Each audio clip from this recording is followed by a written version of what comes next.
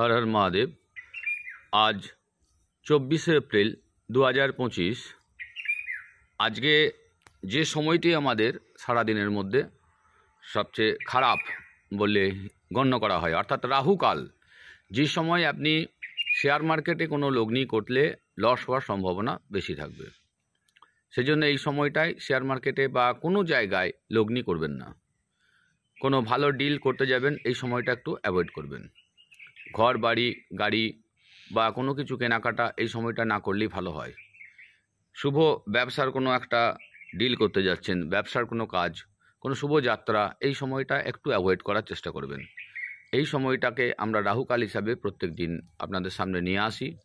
আশা করছি যারা এটাকে ফলো করছেন তারা লাভবান হবেন এবং সকলকে শেয়ার করবেন, আমার চ্যানেলটাকে সাবস্ক্রাইব করবেন।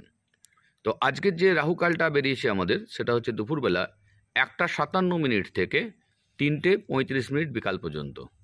আশা করছি আপনাদের সকলের ভালো লাগছে। ধন্যবাদ। হর হর মহাদেব।